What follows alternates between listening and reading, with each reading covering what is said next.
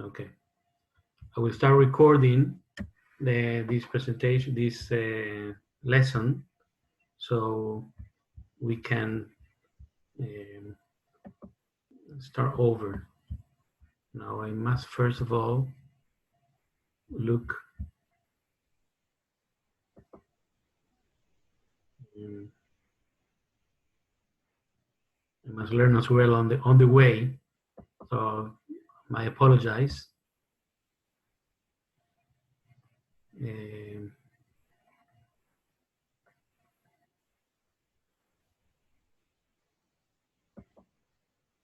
this one. I want to put the full screen.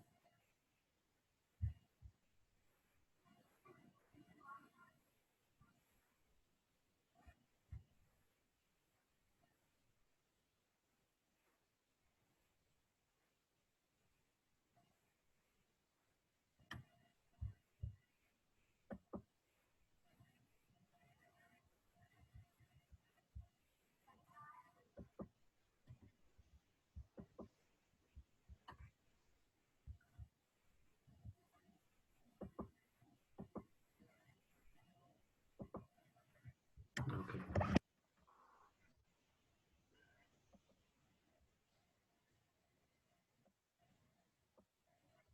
So I can see 1, 2, 3, 4.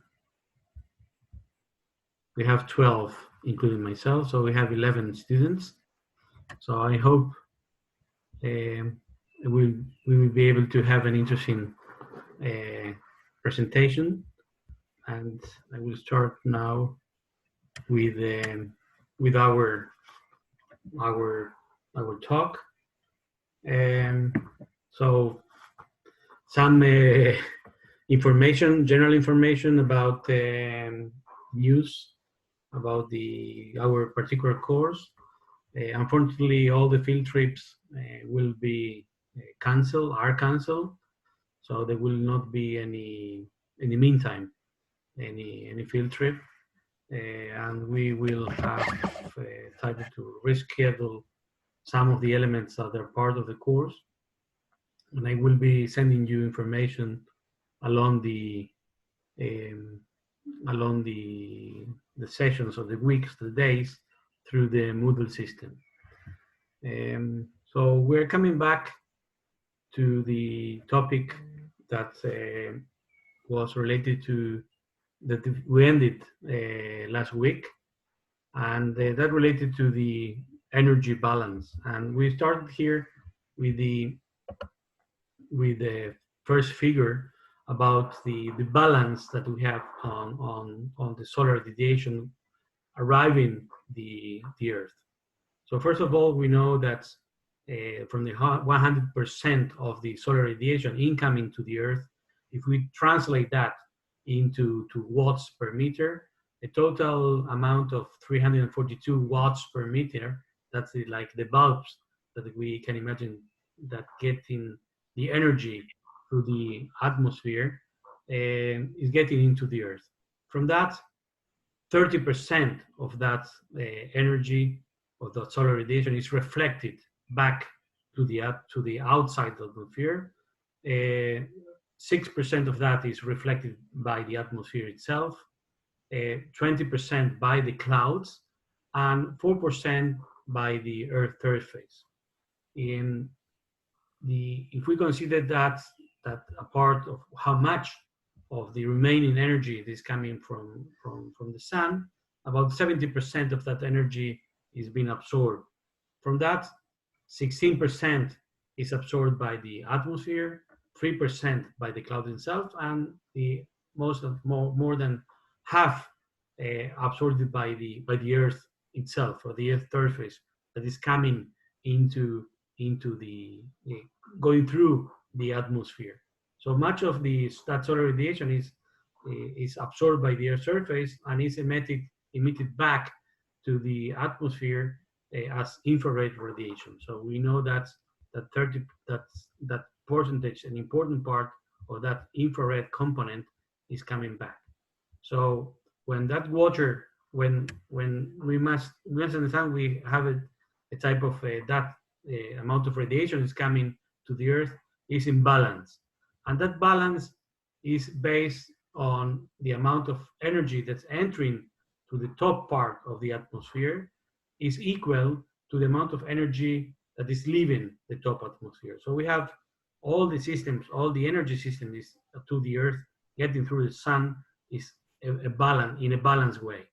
As mentioned before, the 342 watts per meter is balanced by the total the combination of the total solar radiation that is gone through the albedo, that's 107, and the outgoing radiation through the infrared going through the 235 watts per meter.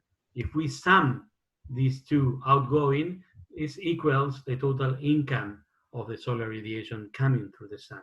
Another very important component within this balance of the Earth radiation is the amount of energy that is getting into gained by the atmosphere. So the total energy gained by the atmosphere is equal to the total lost by the atmosphere. So please, those who still have the microphone on, could you please turn it off so we don't listen. We will try to get some. I don't know how to handle questions at the end. We'll try to have this, some minutes for discussion if that will be possible. I still don't know. We have to see. So coming back to the how much energy is gained through the atmosphere, we have a balance, or again, a new balance that I put it here in the components of the energy gain. Those are in blue, and those that energy that is lost. So the energy gain is being transformed. It's transformed by the heat and going through what we call it the evapotranspiration and the thermal, and that's what is absorbed also by the clouds. That is equal to the total amount of energy that is going back. So the energy lost, and that part of that lost is mediated or is constrained by the what we call it the greenhouse gases.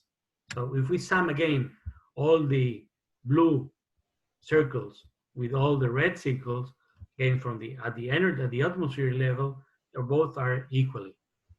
Now, if we get back to the amount of energy entering the Earth's surface, now we're much lower and equals the amount of energy leaving the Earth's surface.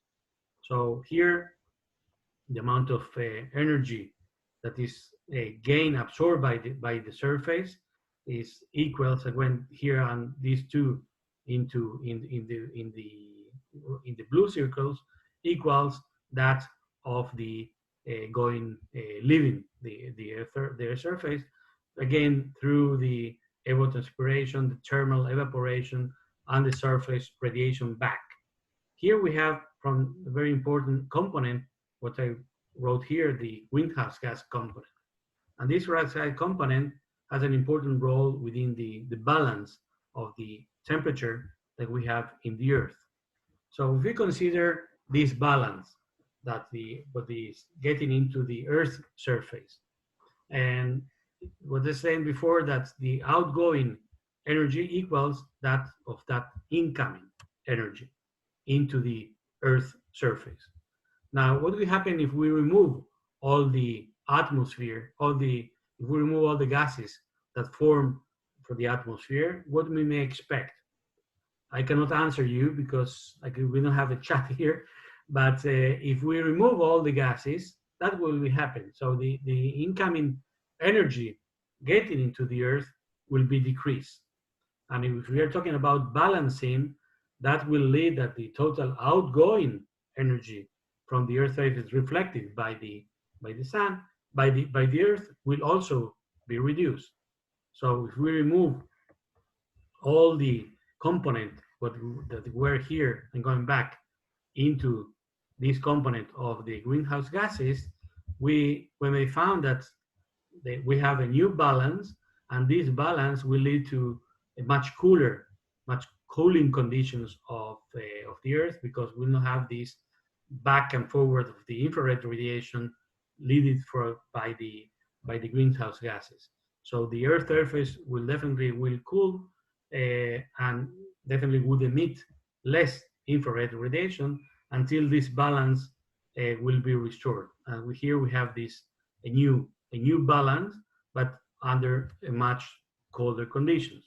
So what do we expect may happen if we increase the greenhouse gases by 50%? That will how this balance will be. Again, if we increase the greenhouse gases into the earth, we have much incoming energy that would increase. The energy, the incoming energy would increase. And we definitely, this will lead to a new balance where actually the surface will warm and would emit actually more infrared radiation until this balance will be restored. So we will have a new balance, but at much higher temperatures.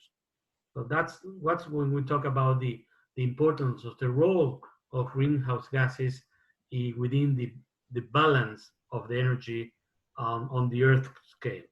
So that's very important to understand this concept. So we definitely will lead that to what we call it the increasing warming.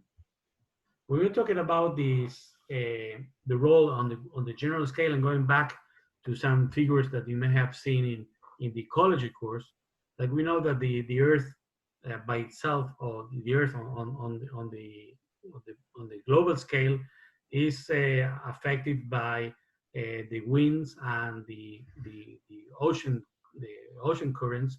That the winds and the ocean currents are the result of the different solar radiation on the Earth. How the sun is affecting differently according to the position where you're located on the surface of the Earth. How is getting and affecting the temperature on the global scale, and that differential solar radiation is actually what gives the seasonal differences and the long-term climatic variation associated with the changes on the relative position of the Earth towards the sun. We know definitely that if we look on this figure, that if we have the solar coming from the sun, and here we have the atmosphere. We know also the atmosphere is not circular as you hear in this figure, is smaller on the poles and larger in the equator. They have a different filtration of the rays that are coming if they are in the northern pole, in the pole areas, or if they are in the equator. There's a much larger area within the atmosphere that these solar rays may go through until they get the surface of the Earth. We know that the atmosphere, the height of the atmosphere also changes, of the lower part of the atmosphere, what we call it the troposphere, changes also within the position of the Earth. We know that in the northern pole is around 7 to 8 kilometers of height, and towards the equator is about 17, 18 kilometers height.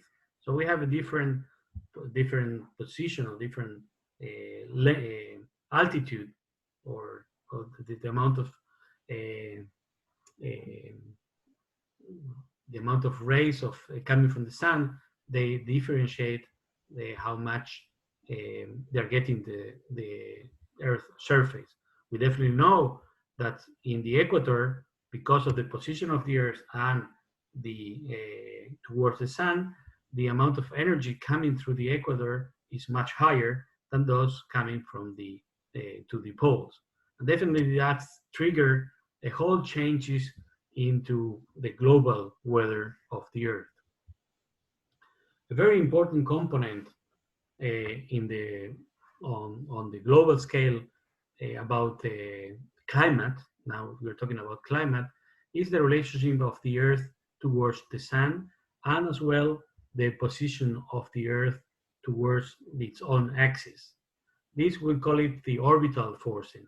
It's a more general term that they have. This orbital forcing have three different components.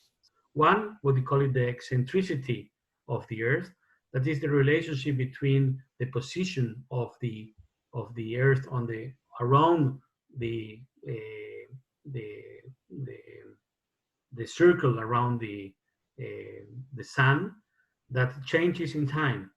The Earth has about 10,000 years cycle uh, when going around the sun, we've been becoming closer or onto longer distances. So this type of cycle has a very important effect on the climate of the Earth. And we see this effect of changes into the 10,000 years cycle as affecting of cycle of warming or cycles of ice ages that are actually affecting or have been affected the Earth along the history. Another very important component is how is the position of the angle of the Earth. We know that now the position of the Earth is about the, what we call it, the tilt of the Earth, or the obliquity is about 23.5 degrees. And that difference can be changing in time and has been changing in time. And that type, we call it the tilt of the Earth, varies the amount of sun are reaching the Earth surface, and definitely has a very important role, particularly in the northern hemisphere, where most of the land surface of the Earth is located, and this has a cycle of 41,000 years. The last component of this orbital forcing is what we call it the precision. This is the type of the way the Earth spill within its own axis along this whole component of both the eccentricity and obliquity, mainly through the through the cycle. And this precision has a cycle of 23,000 years. So we are here combining three important components, what we call it within the orbital forcing, that have different cycles or different periodicity, and definitely these are affecting part of the cycles that we see on the Earth history, climatic history. And each one has been affected on different scales, the temperature or along the history of the world, of the Earth, and affecting definitely the different, the life as we know it today, and the evolution of life on Earth. I have also added here a film that also gives an additional explanation about these three important components: the eccentricity, the obliquity, and the precision. And that's, again, when we consider the movement of the Earth around the sun and also the own Earth movement within the axis, this leads the interaction of the surface within the velocity of the spinning of the Earth, what we call it the effects of the atmosphere on the global scale. And this interaction between the atmosphere, the spin, the velocity of the Earth, and the solar radiation, the differential solar heating on the Earth leads to the formation of what we call it within the atmosphere, we call it the Hadley cells. Hadley was a physicist, a British physicist who was working on climate, and because of that, he received his name. And we know that the Earth definitely, as I mentioned before, is affecting the heat, or the solar radiation is maximum and at the equator area, and there this differential, the sun hitting most intensively here in this area, and this is the trigger of all the movement, what we call it, from the movement of these cells. And these cells are definitely affecting the all circular movement of the air on the lower level of the air, what we call it the troposphere, and definitely affecting the weather at different areas, and as well the climate. If we consider here this Hadley cell that and the intensity of the sun, this intensity of sun on this area is leading to a higher evapotranspiration. So the area is getting the surface of the earth is getting warmer, and this leads like a pump of water that is evaporated from this area and leading to the formation of the clouds. These points of a relatively low pressure of the air, here there are relative areas of low pressure as mentioned here, leads again to the mass of air to start moving. And looking, as you know, for relations of physics, areas with low pressure lead to the movement to areas of other higher pressure. And we find around the world in areas around the latitude of 30 degrees, both north and south, areas of high pressure. This area of high pressure pushing the air, the air that has been going from here up, getting drier as far as gets up to the height, to the altitude, getting drier movement and going back here. I'm sorry, getting back around 30 degrees north and south, getting back as dry and cold areas. So the area is descending and creating later, what we'll talk in the next slide, creating the dry areas around the world, because this is actually very dry area, a very dry hair, and actually it's affecting the area where it's fine, these locations. And this, if we look here on this scale, and we talk about the global Earth, at the equator area, we found areas that they are relatively of low pressure. When we talk about the polar areas, actually the areas of higher atmosphere pressure. And these differences again, in high and low pressure are the ones that are leading to the movement of the other cells. Here on the next slide, we'll get some idea of other components, other subcells with these what they call it big Hadley cells, and leading to the movement of air, warm air that is going up, cooling, and going back as dry air, again getting more humidity, going back again, going up with intense much rainfall, and again the cycle is reflected again in around every 30 degrees latitude, both south and both north. If we look here on the very simple representation of this process, where the warm surface, due to the effect of the sun, is leading up warm air. This warm air is getting expanding and cooling, and we have this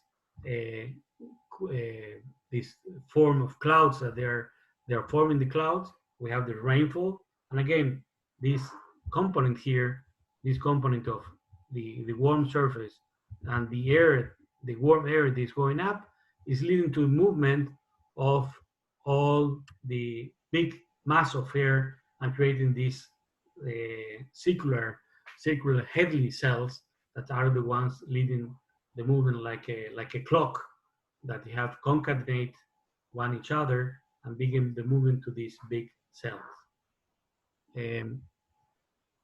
Let's try. I want to ask you if. Okay, sorry for that. I want to take it to make an experiment. If we can open your microphones and see if there are questions so far.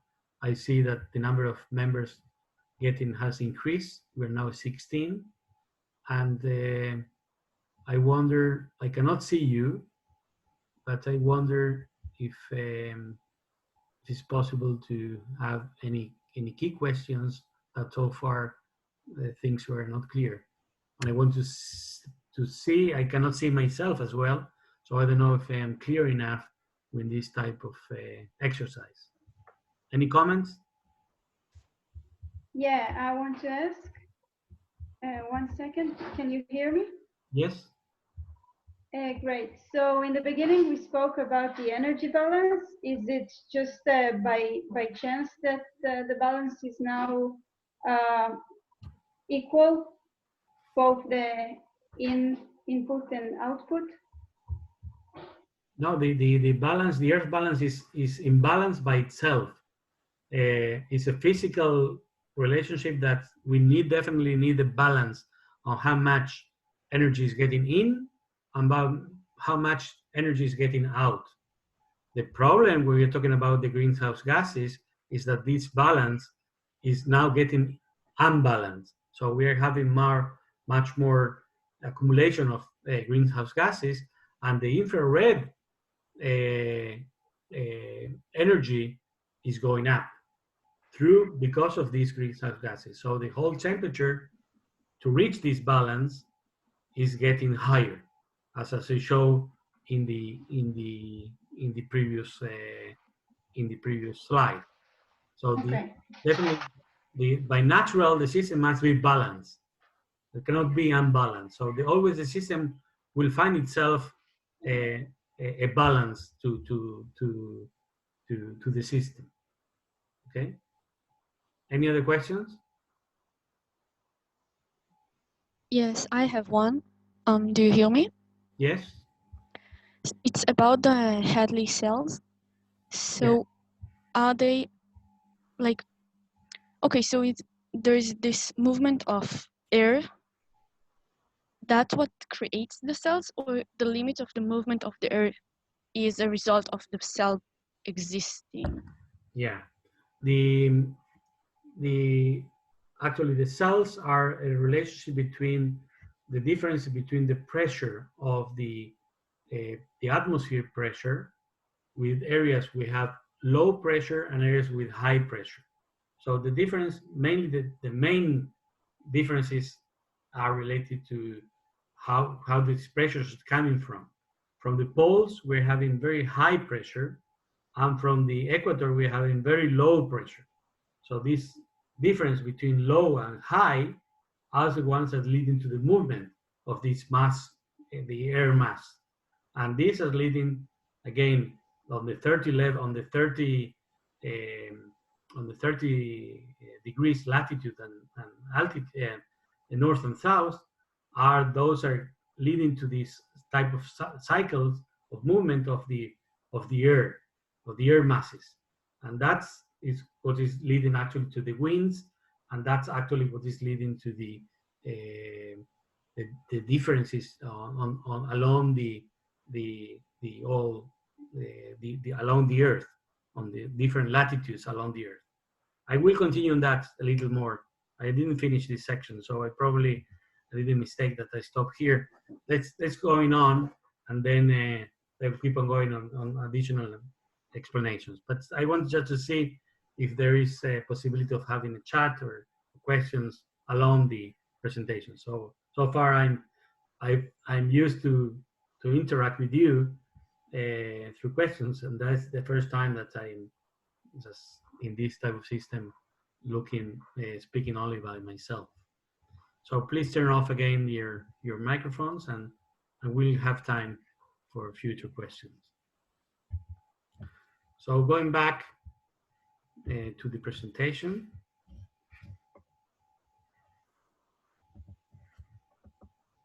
Now I got yeah. Now going back to our presentation, we see here another representation on a much global scale, a larger scale of how these differences of the different the movement of these air masses is affecting the Earth on a much global scale, and how this affecting the different type of ecosystems that we found at different altitudes. So again, in the area of the tropics, within this from the equator to around 12 degrees, we have the most areas of much abundant of lower pressure compared to the northern pole, that are actually the areas with maximum air pressure. And we see the differences of areas that they are affecting the areas with dry seasons, areas with high pressure and dry seasons, also around the 30 degrees latitude, north and south. And this is like a mirror, the in the north and in the southern part of the earth. So again, these three cells, actually the Hadley cell, what we call it the ferrous cell, and the polar cells, are the ones who are determining the different type of climates. What we call it in general, the tropical climate, the temperate climate, and the solar and the polar zones. So these differences on how the heating of the sun is affecting the Earth's surface is actually the ones who actually are creating these high and lower pressures. Or they are creating these circulation cells that actually are the ones who are leading to the movement of the winds. Now, on the next slide, we can have a presentation of the main dominant winds. So these dominant winds also are related to the cells that we presented before. And the winds are mainly affected by the movement of the Earth from east to west.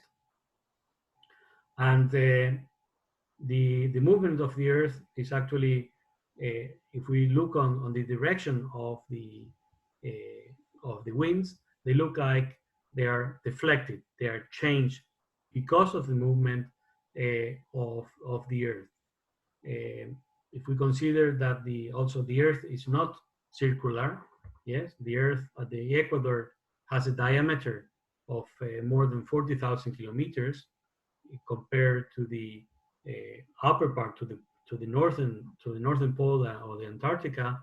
That's actually, the diameter is much smaller, and the constant speed of the Earth at the equator is more than 1,638 kilometers. That movement of the Earth, although we are not feeling, yes, we're not feeling the movement, we are now traveling at a very high speed. And that high speed is the one who is leading to the movement of the different directions of the winds. That's the main trigger of the direction, or the main dominant directions of the winds in the global scale. And this movement of the Earth is actually, and the rotation of the Earth in its own axis, and the speed is leading to what we call it the Coriolis effect. And the Coriolis effect is an important. I put here also a nice video that explains additional information how this is formed. If we consider the movement, if we're going to, for example, send a missile in a straight line, and we only consider the straight line, and we don't consider the movement of the Earth, we definitely will not hit the target we're aiming to hit, because of the movement of the Earth. If it will go only in one line, definitely will be deflected. So here is like a figure. This is a presentation of what we may expect if we go in a straight line. That's actually what's happening because of the movement of the Earth. The standpoint that will be definitely deflected. The location of the direction will be deflected mainly through the movement of these 1,600 kilometers that the Earth is speeding in its own axis. That we call it the Coriolis effect, and this is the main trigger of the different, the main direction of the winds that we have along in the whole Earth. And this the winds that are named after, here you see here the trade winds. They're called trade winds because they were very important when the man was looking for new places, and the navigation was the main way of transportation. And these winds were very important to reach, knowing the direction, or having the knowledge on which was the main wind direction was very important for trading merchandise. So all the materials, all the elements that people were moving from one place to another was mainly through navigation.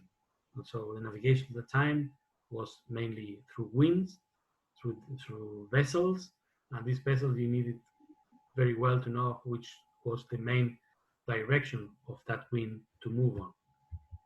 Now, another important element that the wind is affecting the component of the movement of the waters is related to what we call it the phenomena of upwelling. The upwelling phenomena is the movement of nutrients from lower part of the sea or the oceans to the upper part. We know that in the effect of the wind that is reaching the ridge of the continent is leading to a movement of the upper subsurface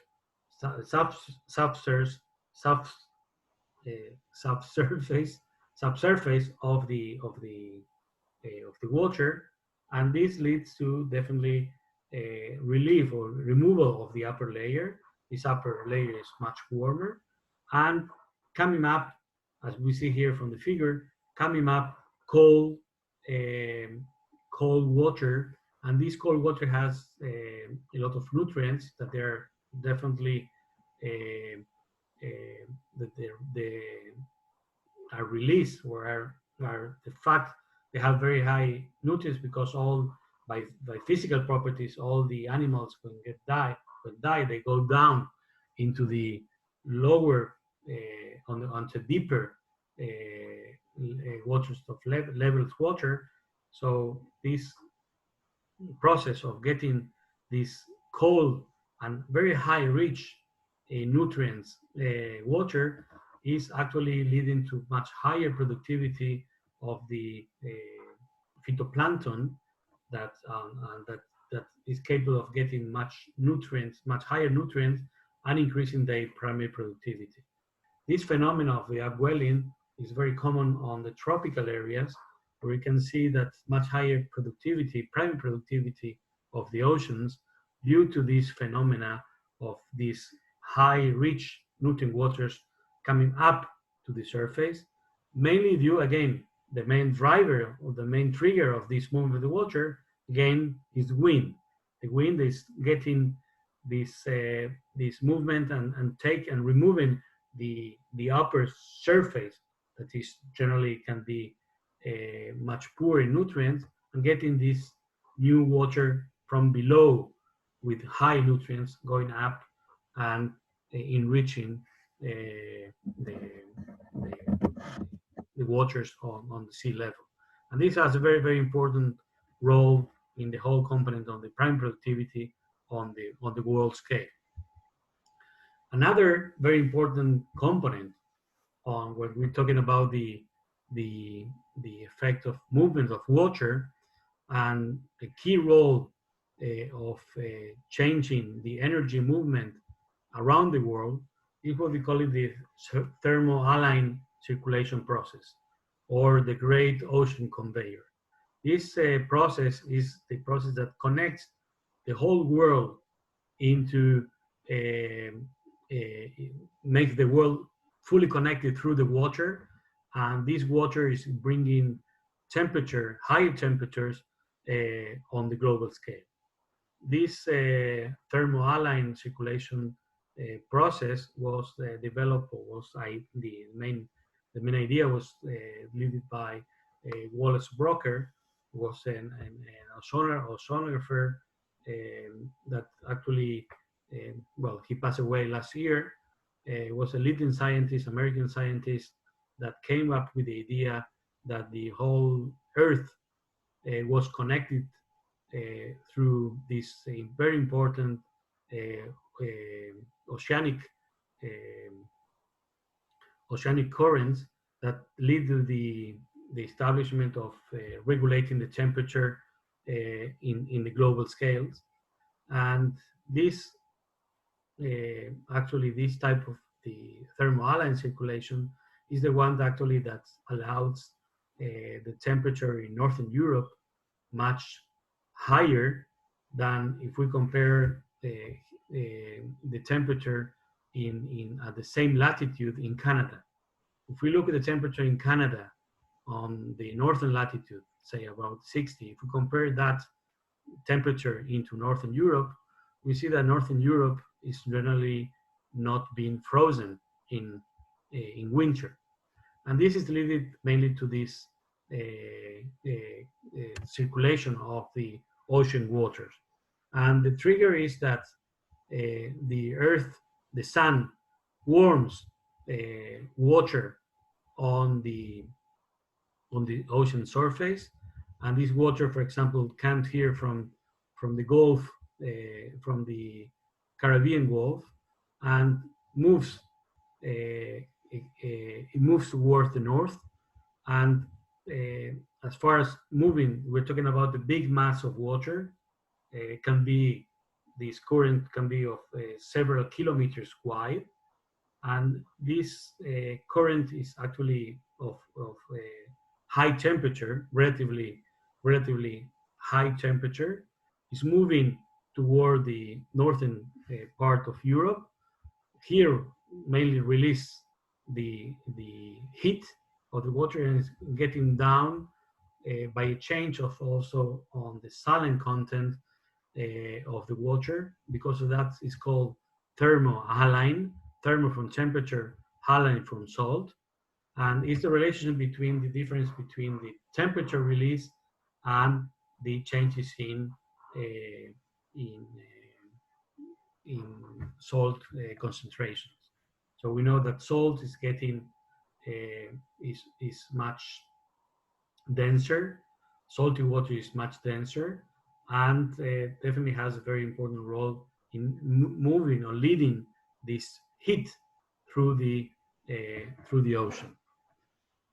We see that the whole oceans are actually connected through these different currents, and we have in the Pacific Ocean we have what they call it the shallow warm current, and this also connects the different type of currents that actually release or or absorb warm on the global scale, and actually that one is leading to one of the main concepts that the whole world is connected through this way of water circulation that is releasing heat in some areas, like in northern Europe, and absorbing Earth in different parts of the world, mainly on the tropical.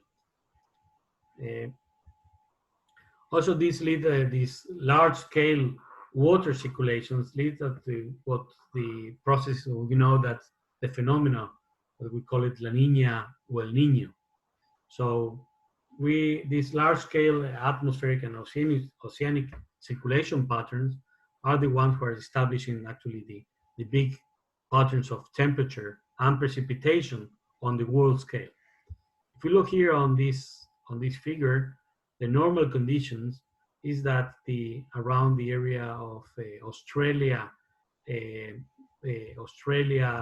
Eastern Asia, we have that the main trade winds are are are going through the west, through the east toward the west.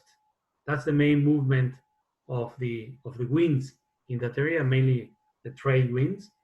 And we have that in this area, warm, and the equator area, we have warm climate and a lot of rain.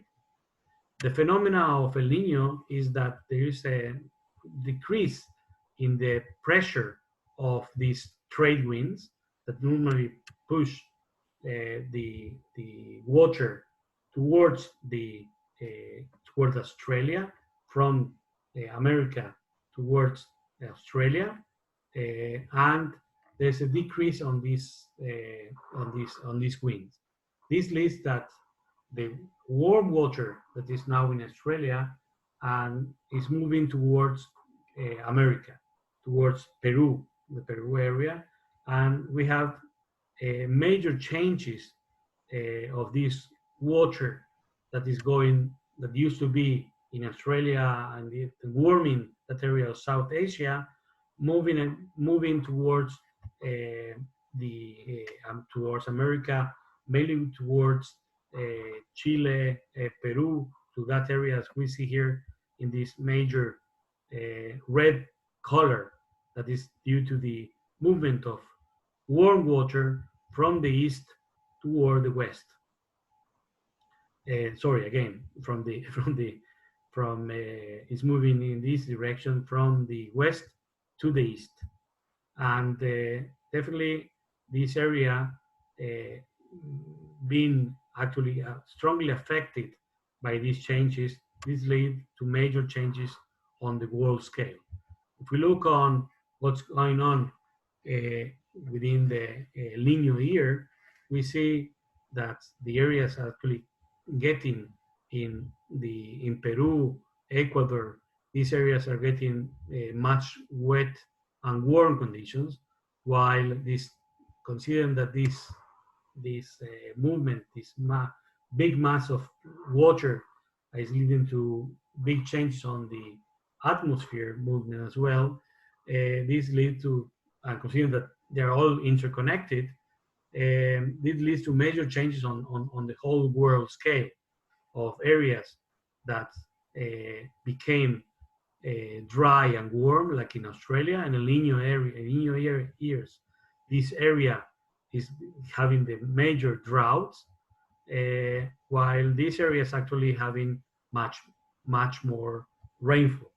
So this leads us an idea that the whole system is actually connected, and this huge mass of water that is moving from Australia on this warm water moving towards towards America is leading to major changes. What we call it La Nina, that's the opposite of El Nino. Going back, El Nino is called mainly because the name, the background of the name is coming because it has been common that this effect has been noticed around Christmas. El Nino refers to Jesus, and we have El Nino, La Nina, but La Nina actually are much stronger phases of the normal state, of the normal status. So that this area of Australia actually has warm waters, and the warm water remains in this part of Southern Asia and Australia. So the El Nino is actually the opposite, as we have this hot water, warm water moving from here to America. Let's try to make some questions here so far. If there are any questions.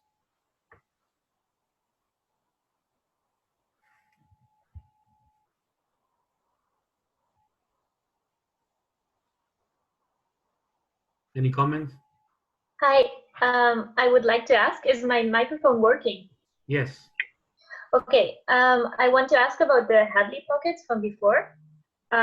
So I didn't really understand why the hot air would be moving from low pressure areas to high pressure areas. Like, why would it be in that direction? The physical phenomena from high pressure, when you press something, when you press this, when you press something, by the pressing itself leads to the movement of the air towards other areas that are much lower pressure. So these differences of high and low pressure are the ones that are triggering the air movement. And that is related again through the differential sun heating on the earth, on the surface of the earth. When the sun heats, that's the heat itself, heat is leading to lower pressure. Much warm air is going up because of the warming itself.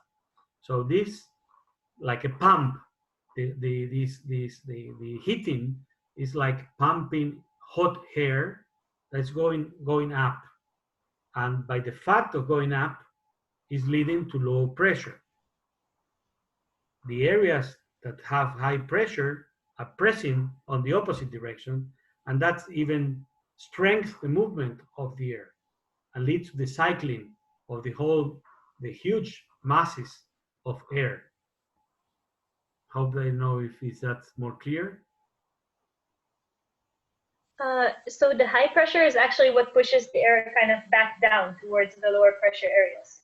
The high pressure press on that massive area, and again the combination of the heating of the earth by the sun is leading to low pressure, because the big masses of air are heating, and when you heat something, the air tends to be less denser, so going up, and this leads to the circulation of the air on the global scale. And that's why the air goes up mostly at the equator, because there's more solar energy. There's much heating there, yes. Okay. Thank you so much. You're welcome.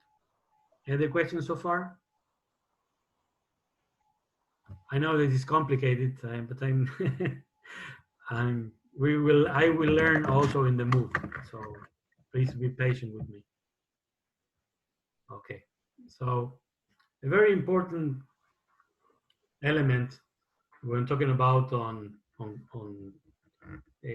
climate change and the effect of warming, what we call it warming, will definitely relate to if we compare how the earth has been changing, or the temperature of the earth has been changing in time. And for that, we relate to the anomaly. We want to compare something from the normal. We need to see how this normal has been moving from towards something more cooler or something more hotter, which relate to the anomalies of the temperature on the earth on the annual scale. And if we consider from the beginning of the main records of regular measurement of temperature in the beginning of the end of the 19th century, we see that the earth has been through a process of lower temperature until the late 30s. And this cooling of the earth has been mainly due to the period of very high volcanic eruptions. We know that in the 20s, the biggest volcanic eruption that we mentioned in our first class was in Alaska, and this was a period when we have a lot of sulfur aerosols irradiating to the atmosphere, and we mentioned that before, that these aerosols actually have a very important role in increasing the amount of radiation going back to the atmosphere, to the upper atmosphere. So we have a lower radiation on the Earth. So that's given us a cooling process in the global temperature scale. Now, then we saw another trend of changes in the emissions of sulfur emissions, and lead to periods of cooling effects were due to mainly again products of elements that were reflecting the solar radiation, and also periods of cooling. During the Second World War, we saw that also was a time of actually increasing. But from the beginning of the 80s, we see a clear trend in increasing temperature. It's a very clear trend, and that's the anomaly that we're now feeling, with anomaly on the global scale of more than almost 1.1 degrees Celsius above the long-term record. That's if we compare the the whole annual from January to December. And this definitely a clear trend that things are on Earth are getting warmer, and we are not going through this cooler process. This has been also very important by recording the amount of CO2 emissions or CO2 concentration in the atmosphere. Charles Kelly was also a meteorologist, was a visionary meteorologist who considered that it was very important to start measuring in regular form the concentration of CO2 in the atmosphere. And he decided to go to a remote place in the island of Mauna Loa in Hawaii. In Hawaii, measuring in the volcan. The volcan is called Mauna Loa in the island of Hawaii. The Hawaii island is an archipel, is composed of many islands, and in the Hawaii island, this is the big, the high mountain that's called a volcan. It's called Mauna Loa. So he started measuring at the end of the in 1957, when the concentration of the atmosphere was 317 ppm part per million of concentration of CO2. And since then, we see a very steep increase in CO2 in the atmosphere, reaching now around 413 ppm in this year. So around plus minus, according but this is on the Mauna Loa area. So we see a clear trend of increasing emissions, of increasing CO2. We know that this is a very important greenhouse gas, and we can also clearly see not only that there's a steep increase in the amount of CO2 emitted into the atmosphere, but we also can clearly see the rate of increase is increasing with time. So we see that in the 70s was something like 1.3 part per million per year, and now we see that this rate is almost double. So we have much higher, not only the amount of total amount, but the annual increase is also getting higher and higher. When we look on the Mauna Loa volcan, we can see here is the highest, one of the highest mountain in volcans in Hawaii, in the Hawaii island, and is 4,169 meters. Charles Krillin was looking for a place that was far away from any industrialized area that definitely could affect the measurements of the CO2 levels. According to the expectations, we will continue producing emissions as we're doing today. We may expect something like 450 ppm of CO2 by only 18 years from now. So very high emission that definitely will lead to much more increase in warming. So far, if we consider, according to measurements from the period previous to the Industrial Revolution in 1750, we have increased the amount of CO2, but almost 50%. There's a very high amount of input, mainly, as I mentioned before, mainly for the combustion of fossil fuels and land use and sea changes. 2016 was the first time that we reach over 400 ppms per part per million of CO2. A very important, very interesting element here, if we look on the annual cycle of the emissions, we can see that the maximum emissions of CO2, actually these differences, the maximum and the minimum, are mainly the effect of the biology of Earth. So the effect of photosynthesis is the one of leading to up and down of this very clear increase in CO2. And you may expect here, we definitely relate to the, this measure is affecting mainly the northern hemisphere and has a much lower difference concerning the months of the years in the southern hemisphere. And definitely is related to the photosynthetic activity. If we look here on May as the peak, is the period when all the vegetation is actually getting out from the winter and reach here in May the maximum peak of growth. Since it reached the maximum peak of growth, it start collecting much more important amounts of CO2 and getting as the importance of the vegetation as a sink of this CO2. So we see here a clear decline of CO2.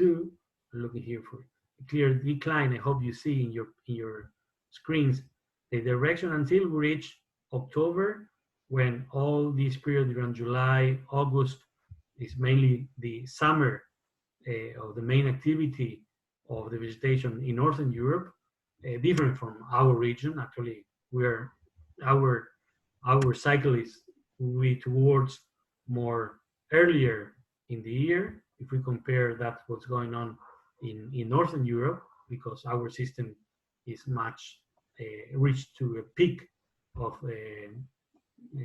primary production much earlier than in northern latitudes. But we see here again reduction, a decrease of CO2, mainly due to the activity of vegetation that is pumping the CO2 down into the primary productivity, into the vegetation and vegetation structures that actually absorbing the CO2. We are going to make a short break of 10 minutes, and I'm coming back. I hope it's fine with you. We have time to also to refresh or go to the toilets, and I'm coming back again in 10 minutes. I stop the recording for a few minutes and then going back.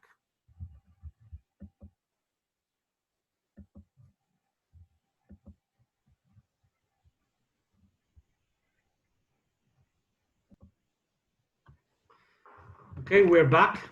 I hope you have the time for some resting. I'm going to go back. And any questions so far from things we have been talking? Yeah, about the last graph, the one at the left corner. Yes.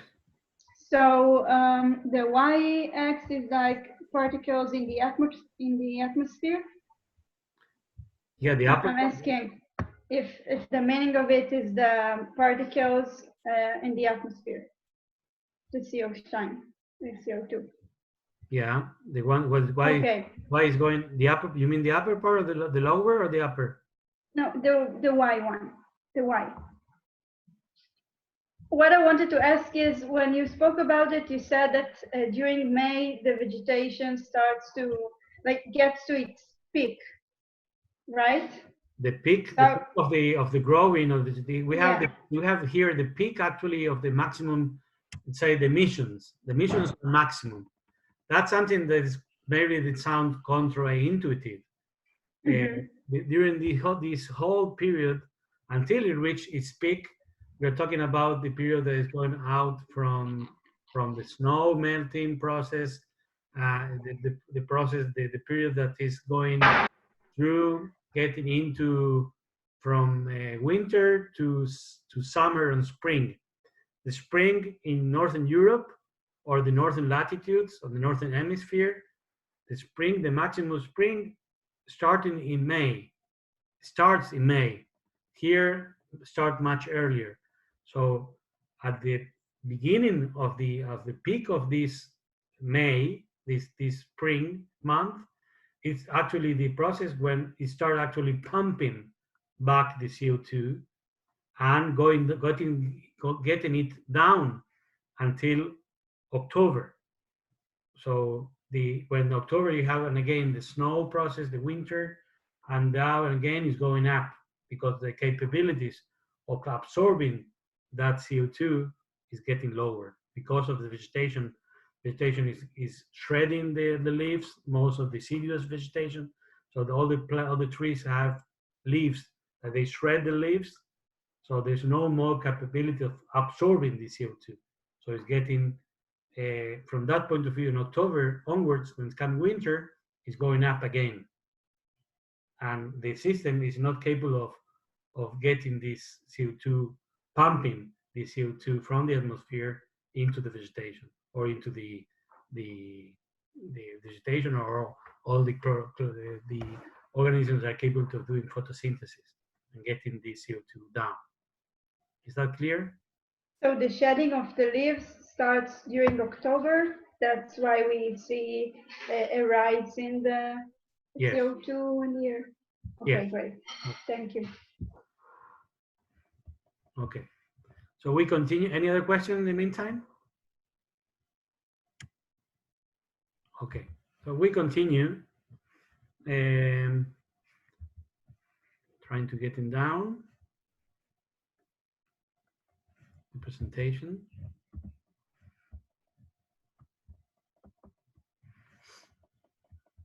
Okay. So in general, in the global scale, we clearly see an increase in temperature of what they call it the global warming. On the scale, actually, global warming, the ones of the first who lead or make publish or they make promoted this term actually was Wallace. Wallace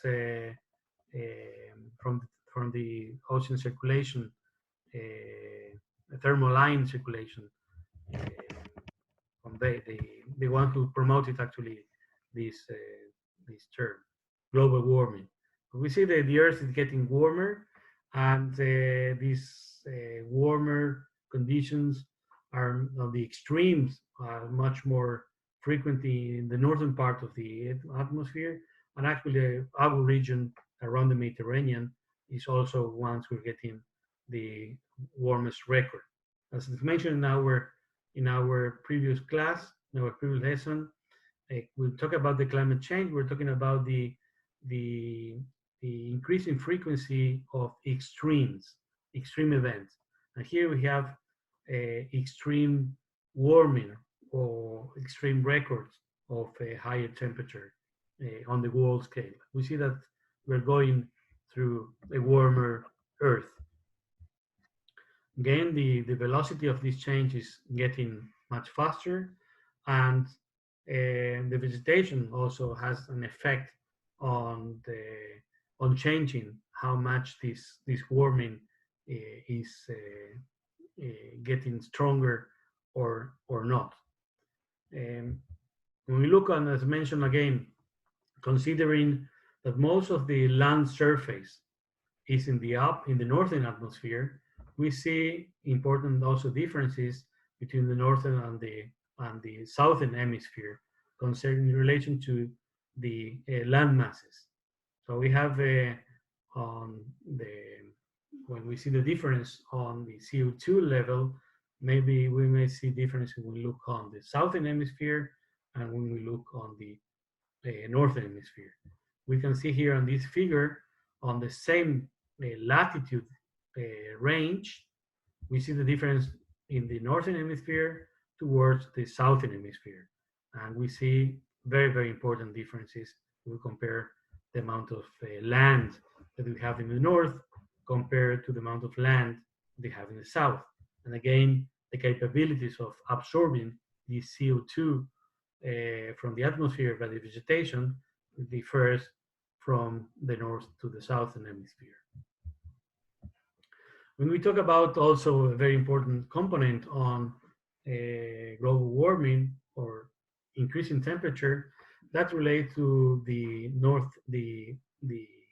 Arctic area and the polar ice cap that both is reducing in the surface and in the depth of the ice has a very important role or very important element on the temperature on the global scale.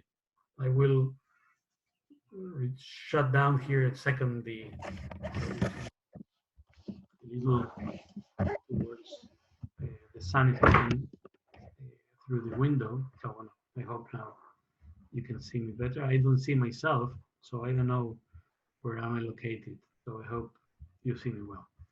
Anyway, this you can see here from the satellite picture from 1980 to once from 4 years ago in 2016, and we see the high important differences on the surface of the polar Arctic that is covered by ice. This satellite picture was taken on the same month, and we see the very important differences.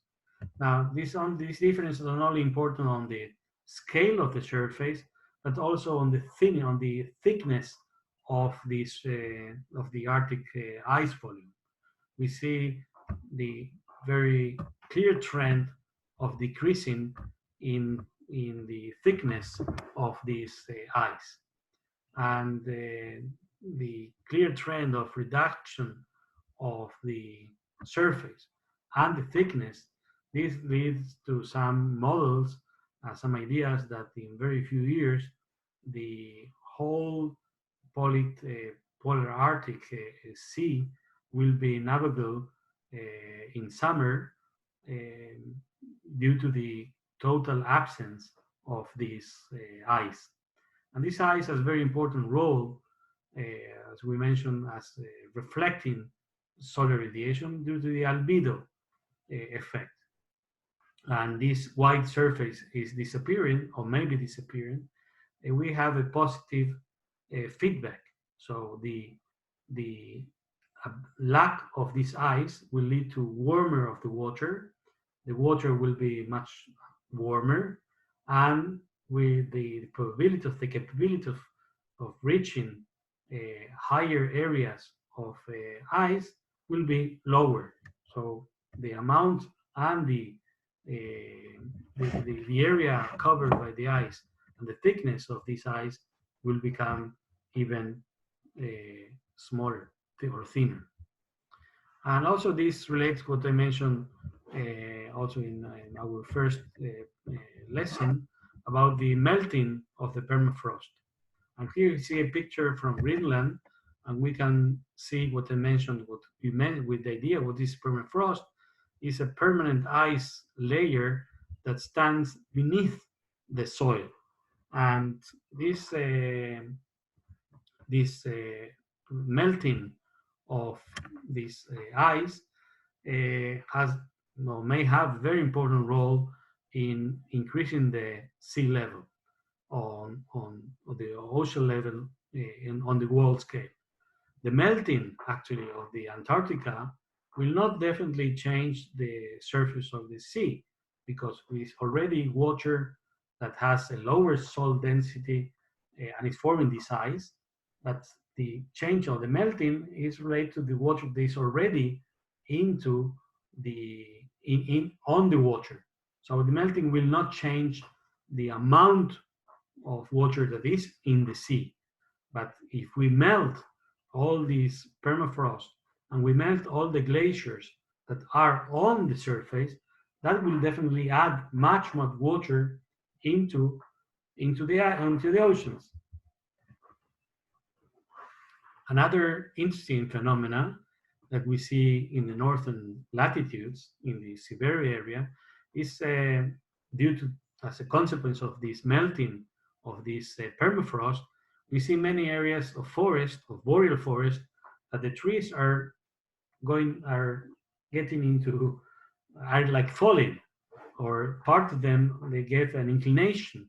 And these forests are called drunken boreal forest, because it's where it looks at people were not standing straight, like people have drinking too much.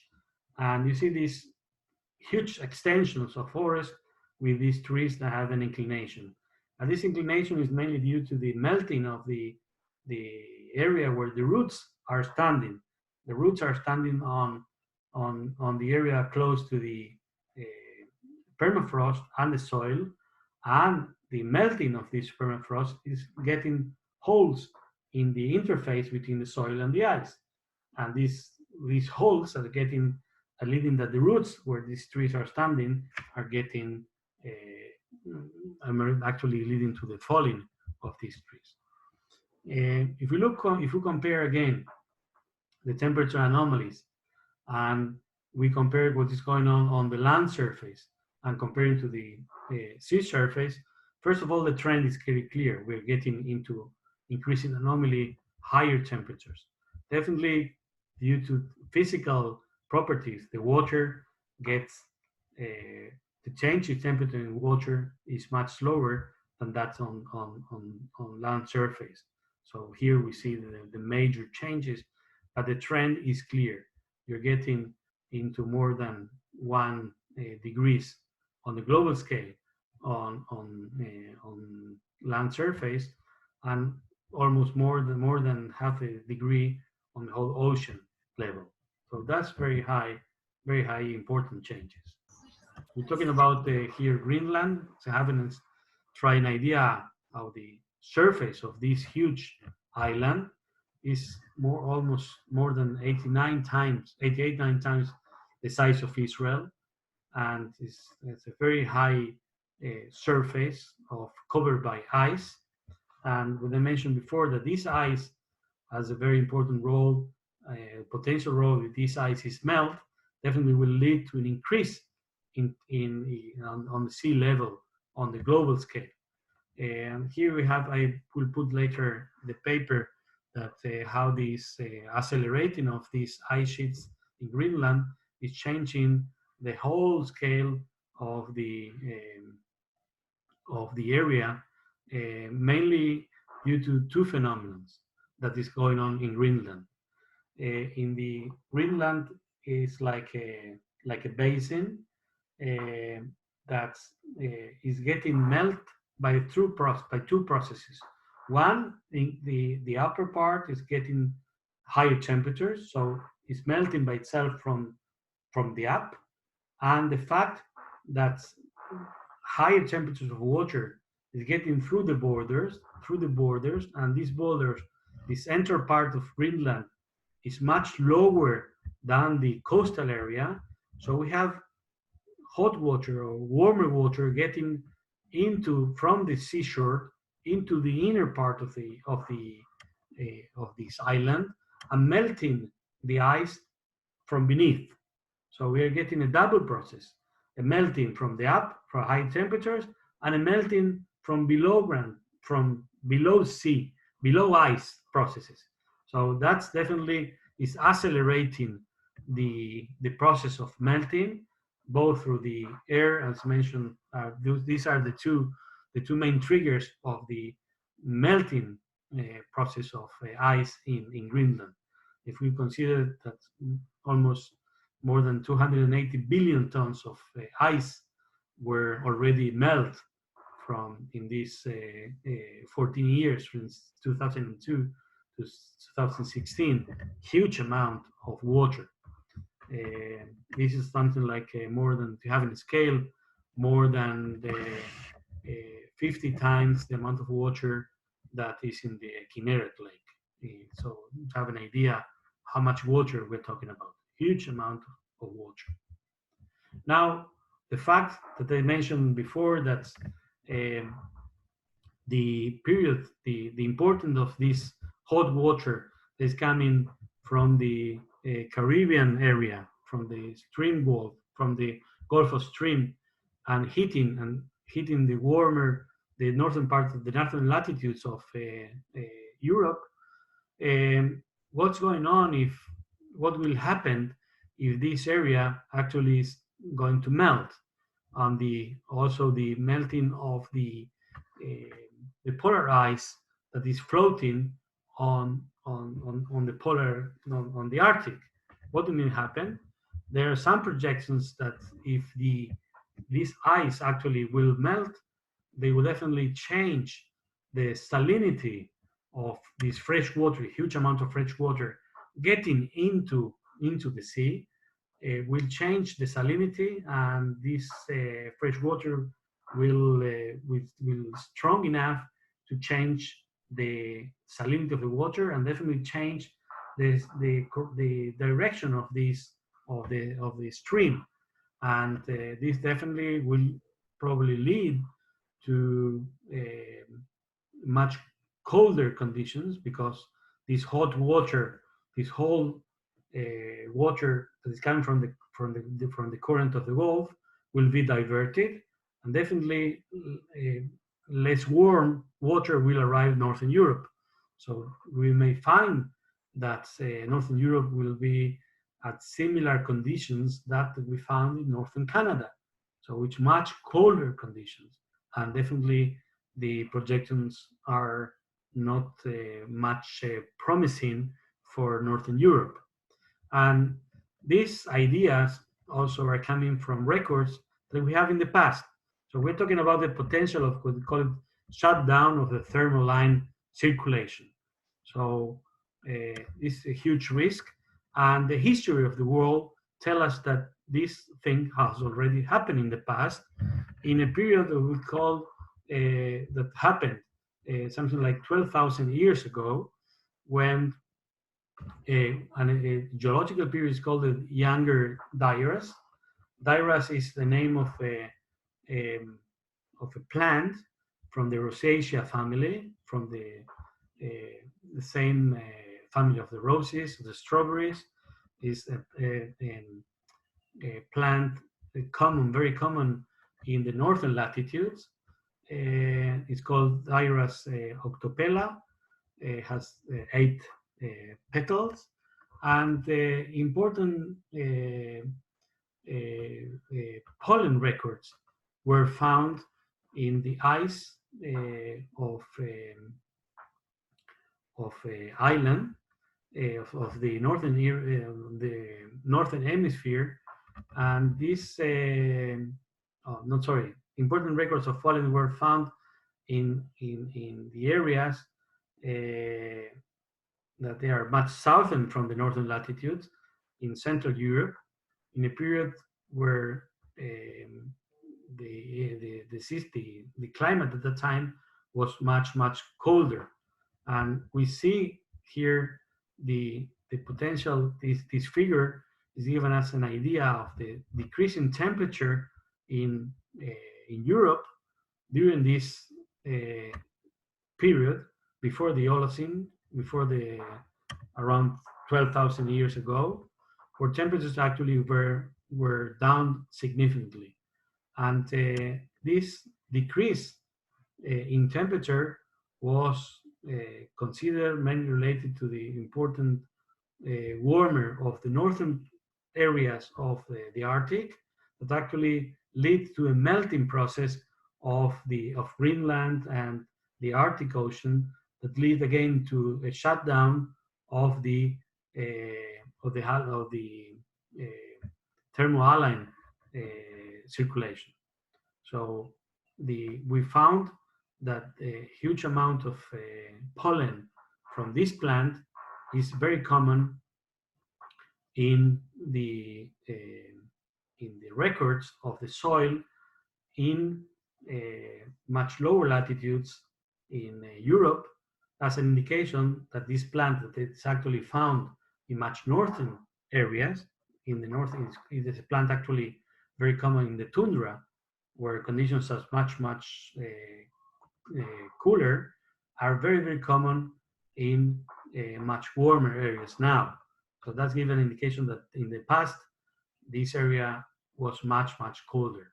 I hope I was clear enough to present this idea. Any questions so far on this?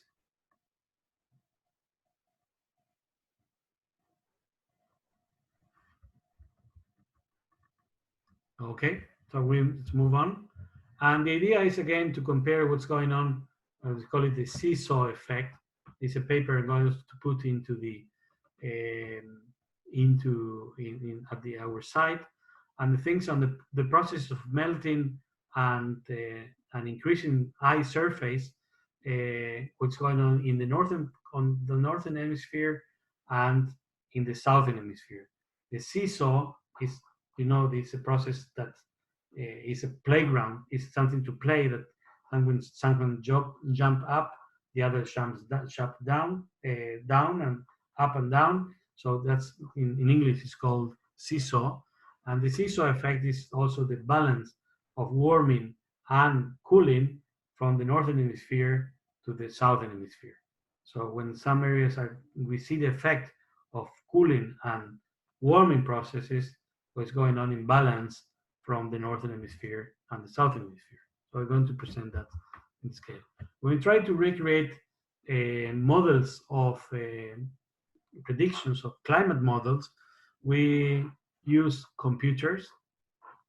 One of the main limitations until now is to get modeling, to get climate change models at the scales that are actually relevant to the scale that of the processes we're looking, both on the sea and on the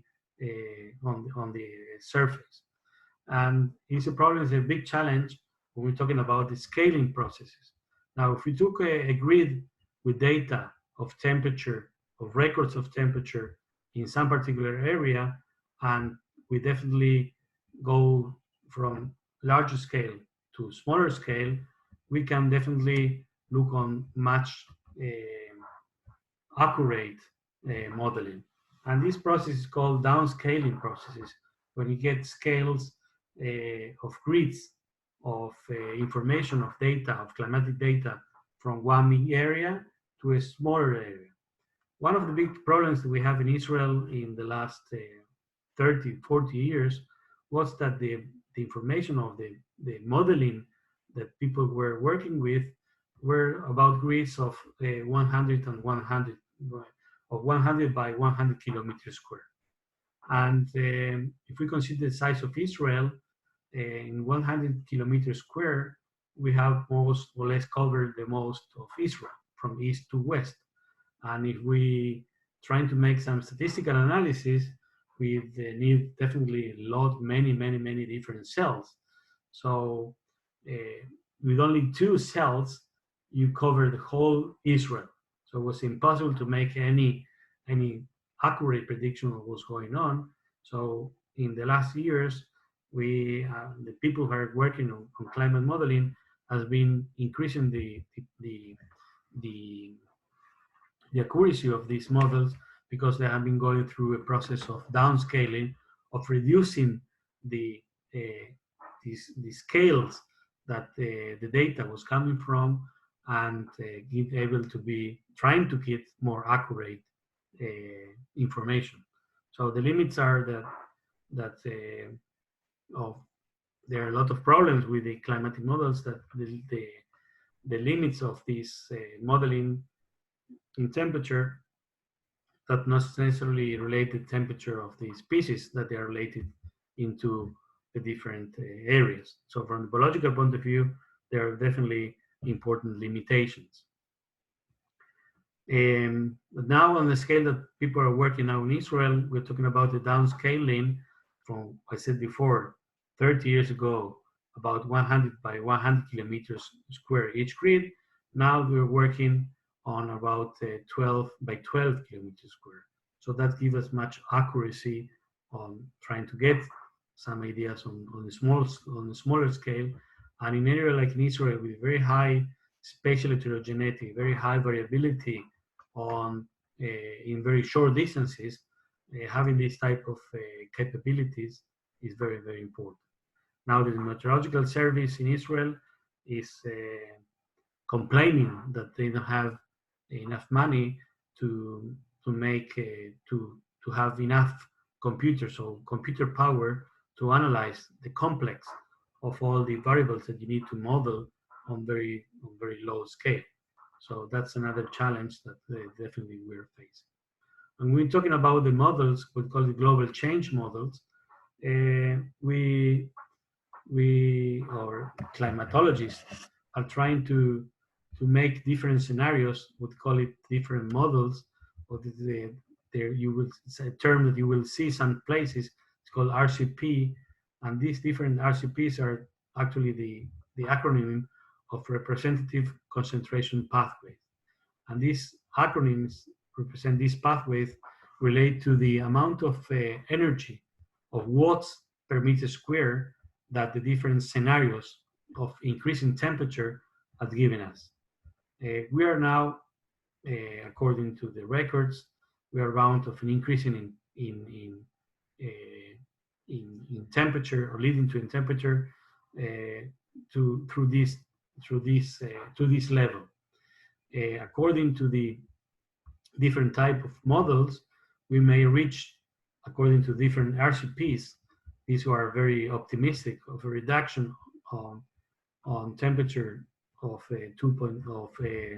of energy by 2.6 compared to the actually what is considered more realistic of 8.6 watts per meter square by the continuing increase of CO2 emissions. That will definitely lead us to an increase in temperature of a range between 3.2 to 5.4 compared to temperatures we have in the past. So we may expect much higher temperatures due to increase in the emissions, the continued emissions on CO2 or related CO2 equivalent emissions.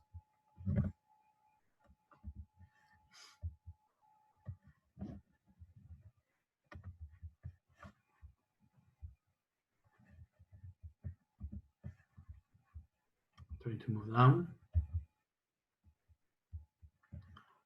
Any questions so far?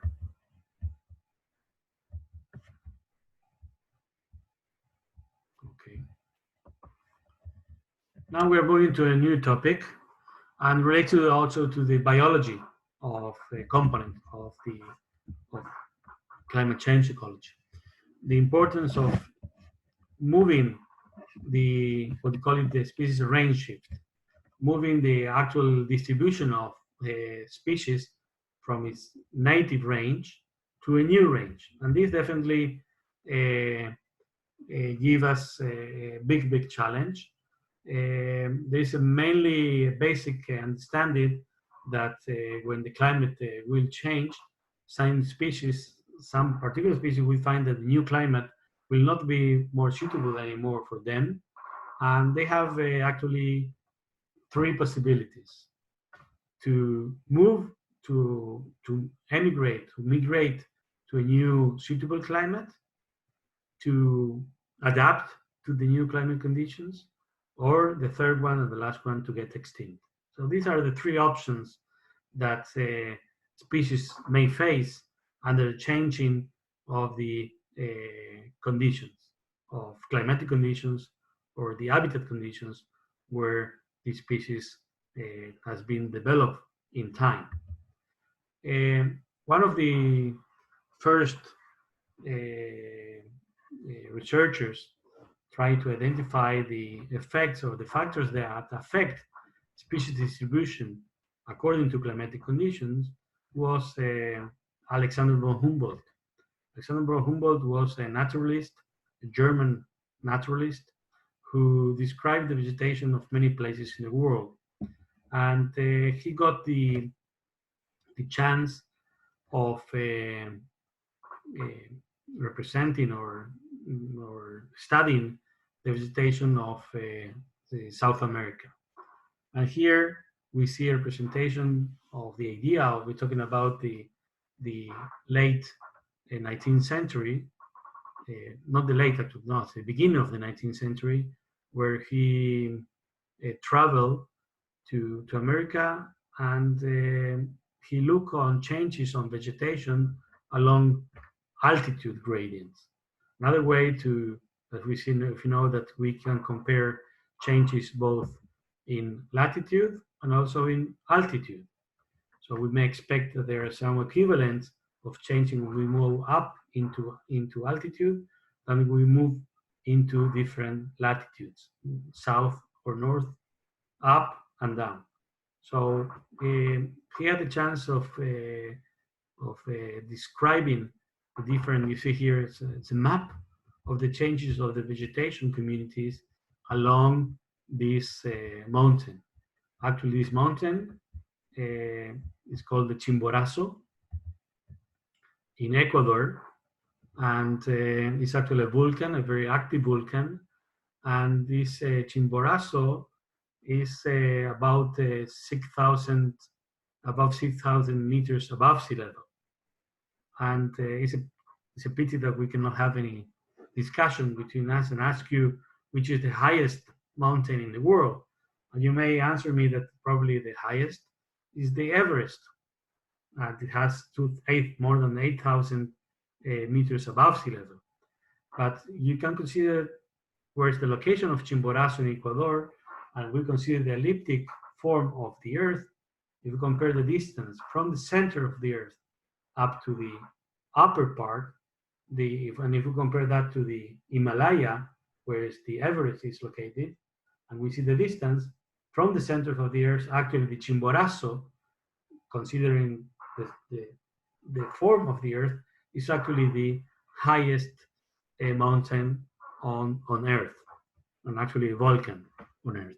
And it's a place very interesting to visit. But this is just a curious component, curious element, that he was capable of looking on changes in vegetation and looking on changes in gradient and try to identify the factors that affected the presence of one species along this optimal range of distribution. Now, another important, very important researcher, ecologist, the one who's actually set the term of geographical ecology, is like doing science is in ecological science, is the important is to search for patterns. If we're looking on these patterns on the geographical scale, it's very important to consider the patterns of distribution of animals and vegetation, try to understand also evolution. Again, going back to Alexander von Humboldt, is the one who created, actually the father of the an area, it's called biogeography.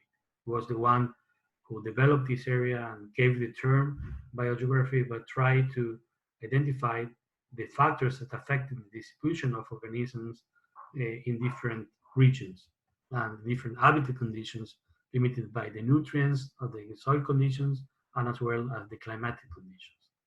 Now, when trying to do climate change research, there are different approaches how you can look on try to look on doing research on climate change. One is to have direct observations, to look on long-term patterns, long-term information. So it's the importance of long-term monitoring and looking how things change in time. This is a very it takes a lot of time to see changes, but the importance of records, people that are measuring particular elements of changes in biology of organisms in time, and you have the direct observation, you can see how the things change in time along the years and trying to make these long-term observations. Another way is looking on the paleoecological records to see on how things are going or having changed through time in a much longer scale by looking on fossils, by looking on pollen records, and that gives us also looking on how looking on the soil profiles and try to recreate based on these records how the vegetation, how the systems were in the past. Another approach is also looking on ecophysiological models and try to estimate which is the optimal for um, for the presence or for the range of tolerance of one organism to different climatic conditions. Another way is looking on modeling, using modeling approaches, using computing, and getting into large databases and try to combine climatic data with long-term records obtained from direct observations and try to make some assumptions and modeling through mathematical modeling. Another way is looking on population models, try to get changes in frequency of birth, changes in frequency of mortality, changes in frequency of a particular species, and try to see if they see a change in the abundance of these particular organisms. And the last is the one who I am actually working with, is the experimental manipulations. And we're going through the course trying to get into more depth into how can recreate or how can we bring based on experiments, try to bring the future now based on particular predictions, try to simulate and get through the experimentation conditions that we expect that we'll get in the future, and try to get much results in some ideas or some answers in much lower time frames. So it's a big challenge actually trying to do research on climate change on factors that actually affect biodiversity components. So it's it's a, it's a very important challenge. It's a big challenge how to do research if you consider all the components that affect the biological systems. Now, if you look here on the pink part of the slide, on the right, on the left, on the right of your screen, we see all the components actually that are related to the climate elements. So the changes in temperature, the changes in rainfall, the changes, what we call it, the extreme events, CO2 concentrations, the ocean levels, the ocean dynamics, and all these are components that we refer them as climatic components or the climate change component on the or the abiotic component of the climate change element. Now, if you look on the biology of how these extreme events, how the changes in temperature, how all these components are actually affecting the biology of a particular ecosystem or a particular area we're interested to study, is really a big challenge because we need to consider all the different levels, organizational levels in biology, by consider the organismic level up to the biome level, from the genetic level up to the biome integrity. So we see a lot of components that actually are affecting the biology of the organism or the organisms. We're trying to understand how these abiotic components, how these climatic elements are affecting the biology that is standing in a particular place we're trying to study. All this integration of all these components are actually, I'm sorry for this, it's not clear, or we call it the ecosystem services. Ecosystem services are all the elements that we receive from nature by free. So what they mean for that, the water quality we drink, the earth quality we breathe, all the services that we receive, the landscape we see, all these elements that are actually free, but they're given by nature to man, and we depend on them. We depend on the quality of these ecosystem services to continue our life and continue the life of as we know it in the present. So definitely trying, as me, as an experimental ecologist, trying to do experiments in the field conditions, having into consideration the whole complexity of elements that are affecting the systems I'm trying to understand is indeed the challenge. So definitely not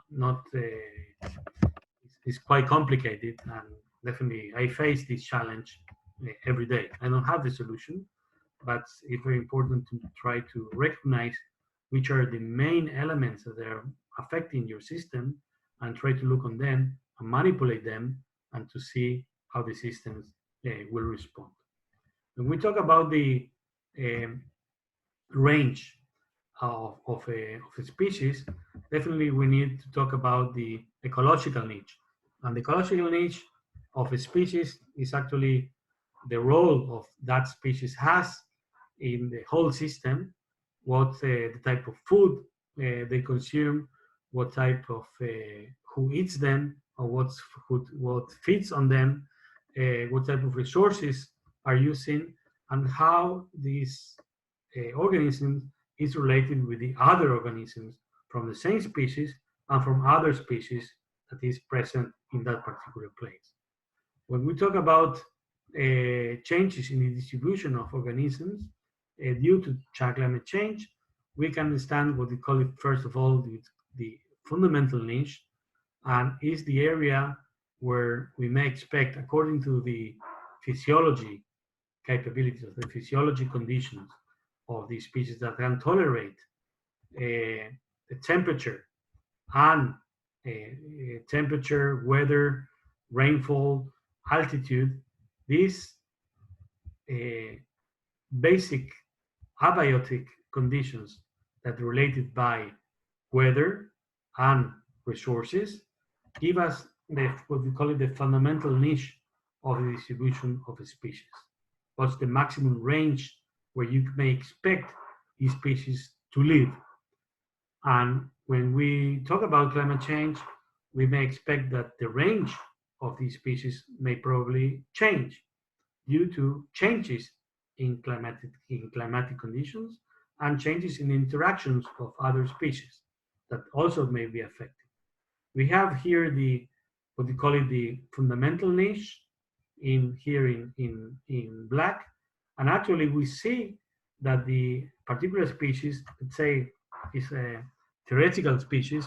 The actual distribution of these species is in the area located within the blue area. If we have a particular change in temperature, for example, if we get a warmer conditions, we may find that these species will move to the range of conditions that will be suitable for these species will lead to these species to move to this new area. And definitely the niche will definitely, the actual niche compared to the fundamental niche will definitely change. And in this area, we probably find other species that will be present, that may probably also change the range of distribution, or depending, or will not, or not definitely need to move, but probably the interactions of these species with the species present here will definitely lead to new conditions. And in a very simplistic way of representation, let's look here, what we call it here, the species range. That's the fundamental niche. And here we found different populations of the same species that they are distributed along this total range. Now, if we're talking about the change in conditions, we may expect that this range that was suitable for the species probably will move. And if conditions will get warmer, for example, and will go after a direction in the north, if we may expect that the whole range will move up north. The populations that are in the southern part, in the lower part, will probably get much warmer, and probably, if you're not adapted, definitely will get extinct. And we may expect that these new species, these new populations, will face also new, will face conditions that will interact probably with other populations that were outside the range, or with these populations will definitely need to stand under new conditions that were not present, they were not adapted or not considered before. So they will probably, in these conditions, we're expecting that these populations, these species, will migrate and will allow them to continue living, while the lack of capability of these populations to move and not capable of standing on the new conditions definitely will lead to local extinction at that particular place. Any questions so far?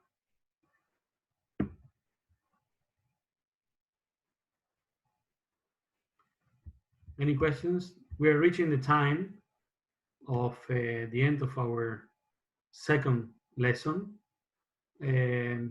So I will, I have been record this this lesson. It will be, I will put it into the site. I hope it will have enough space, and we hopefully will meet next week.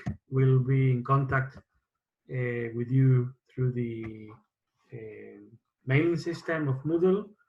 Next week we have in program the presentation of our guest lecture, but I still don't know if that will be possible. The idea was to have a very important guest lecturer, Dan Yakir from Weizmann Institute, who wanted to introduce us to what's his long-term experiment that's going on in Yatir Forest in the northern Negev. I still don't know if this will be possible, but we'll try. I will keep you updated. I will upload the papers that were main leading in this session so far, and I will ask you kindly read them if you have the chance of at least the main papers I will upload. And for next week, definitely if we have in the presence of Tanya Kier, it will be very important to read the paper that has been a very important one of his lab, and he will probably be talking about it during his presentation. Any questions so far? Okay. I hope you survive this these presentations, and look forward for meeting you next week. Keep you